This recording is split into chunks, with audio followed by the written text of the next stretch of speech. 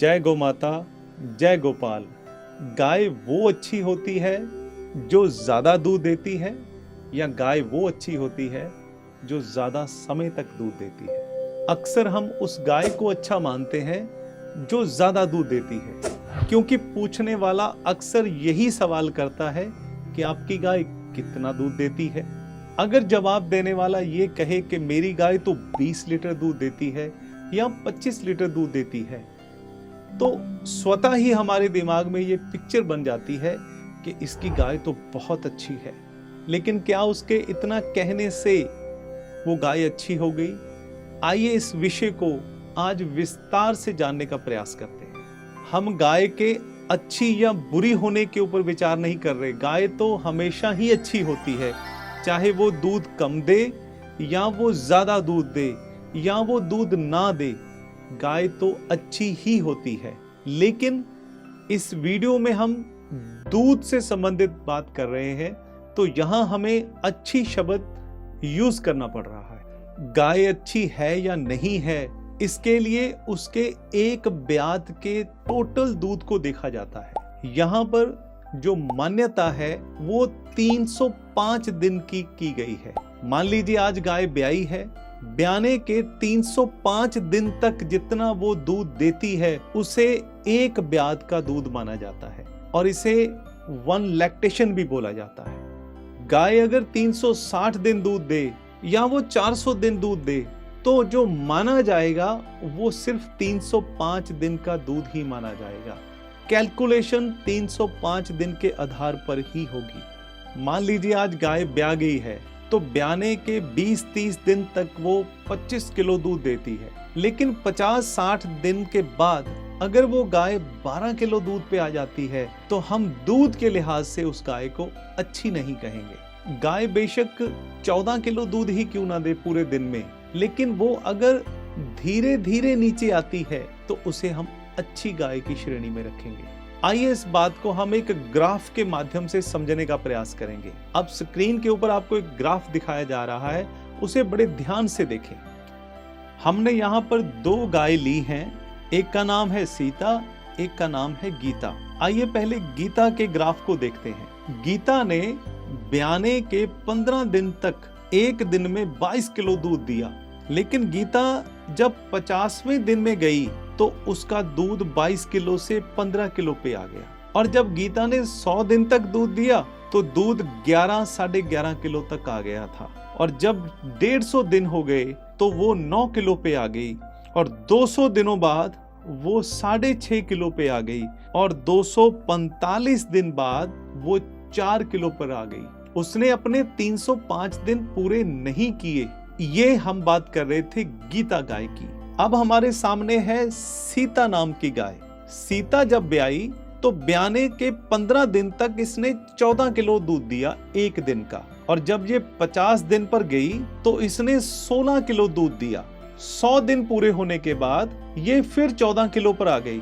150 दिन हो जाने के बाद ये 13.5 किलो दूध देने लगी। 200 दिन हो जाने पर इसका दूध था 12-12.5 किलो, और 245 दिन में ये 10 किलो दूध दे रही थी। 300 दिन हो गए हैं और अब सीता 5.5 किलो दूध अभी भी दे रही है, और 305 दिन कंप्लीट होने के बाद अब सीता 4 किलो दूध अभी भी दे रही है। सीता दूध आगे भी देगी, लेकिन हमारी गणना यहाँ समाप्त हो जाएगी क्योंकि 305 दिन पूरे हो गए हैं। अब दोनों का कंपैरिजन करते हैं। आप ग्राफ को ध्यान से देखिए कि पहली जो गाय है गीता, उसने 22 किलो दूध दिया एक दिन के अंदर, लेकिन वो जल्दी नीचे आ गई और आती गई और 245 दिन बाद वो उसने दूध बंद कर दिया।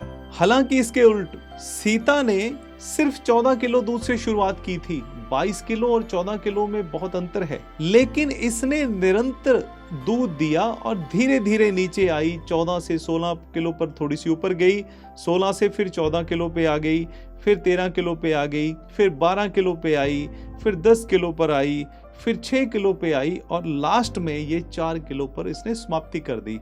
इस ग्राफ को देखने के बाद मुझे लगता है आप बिल्कुल समझ गए होंगे कि सीता गाय अच्छी है या गीता गाय अच्छी है। गाय दोनों ही अच्छी हैं।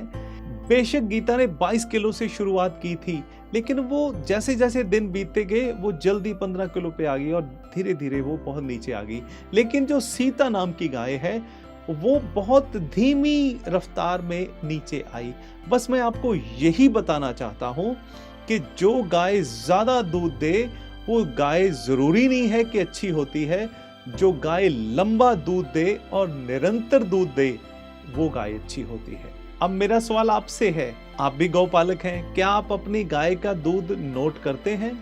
और मेरे ख्याल से आप में बहुत कम लोग होंगे जो अपनी गाय के डेली के दूध को मापते होंगे। कई तो ऐसे होंगे जिन्होंने कभी दूध को मापा ही नहीं होगा। उनकी गाय ने ज्यादा दूध दे दिया तो उनको लगता है कि ये गाय हमारी सर्वश्रेष्ठ है। लेकिन जब तक आप दूध को मापेंगे नहीं, आप ये निर्णय नहीं कर पाएंगे कि कौन सी गाय अच्छी है।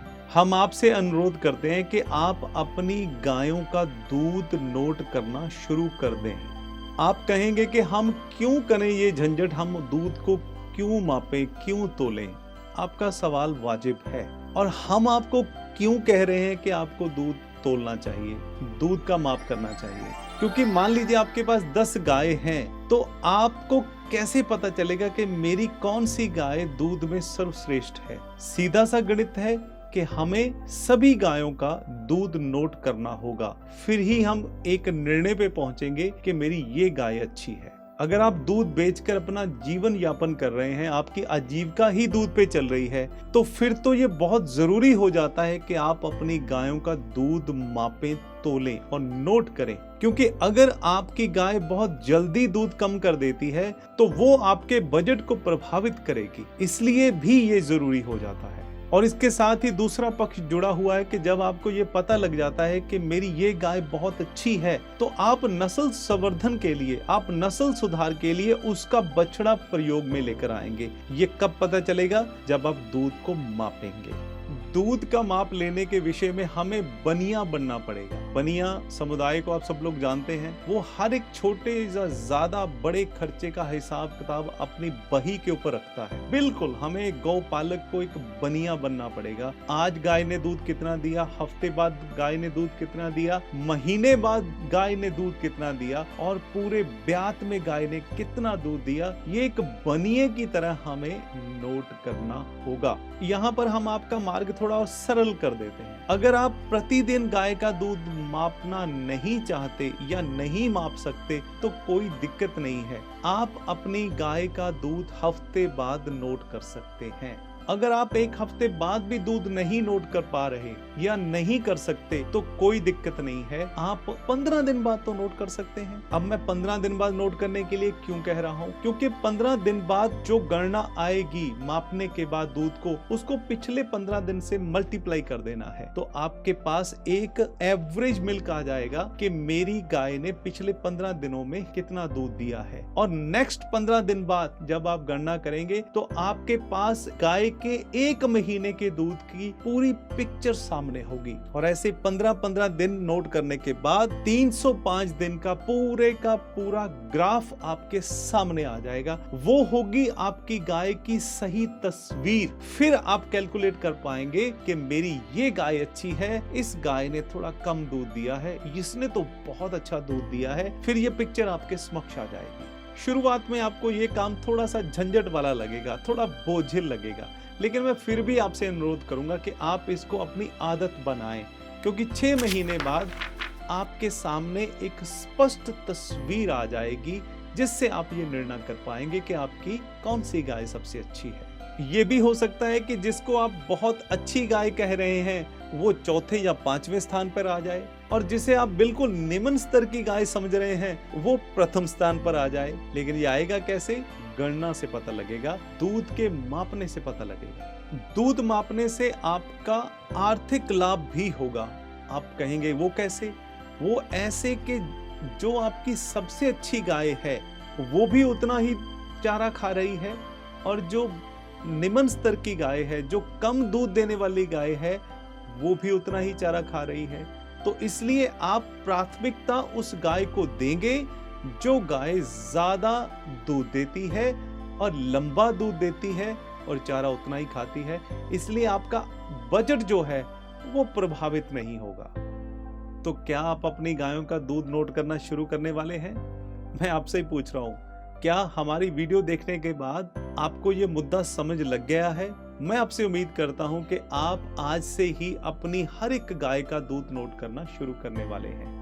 आज से 12-13 साल पहले कामधेनु गौशाला ने भी जब ये दूध मापना शुरू किया था तो ये काम बड़ा बोझिल सा लगा था, लेकिन धीरे धीरे इसको हमने करना शुरू किया, क्योंकि एक दिन में लगभग उस समय की बात करूं तो 60-70 गाय दूध में होती थी, लेकिन आज हमारे पास लगभग 170 गाय हमेशा दूध में रहती हैं। लेकिन अब ये हमारी आदत बन चुकी है, क्योंकि हमारे पूरी गौशाला की तस्वीर स्पष्ट हो गई है। आज कामधेनु गौशाला के पास अपनी सभी गायों के दूध का रिकॉर्ड है।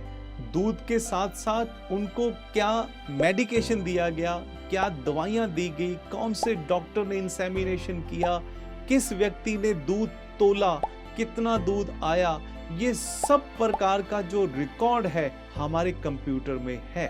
इसी रिकॉर्ड के आधार पर हम अपनी श्रेष्ठ गायों के बछड़ों को संवर्धन के लिए चुनते हैं, और वही बछड़े KGSG में जाते हैं, जिनका सीमन कलेक्ट किया जाता है और पूरे भारत में भेजा जाता है। मैं अंत में ये उम्मीद करता हूं कि आपको ये पूरा मुद्दा समझ आ चुका होगा। मैं आपसे फिर अनुरोध करूंगा कि इस मुद्दे की गंभीरता को समझने का प्रयास करें और आप अपनी गायों के दूध का माप करना शुरू कर दें। एक छोटा सा माप यंत्र होता है जो कि आपको लेना होगा और दूध को मापना है और जस्ट अपने रजिस्टर पर नोट करना है। और अगर आपका कोई प्रश्न है तो आप कमेंट में हमें पूछ सकते हैं।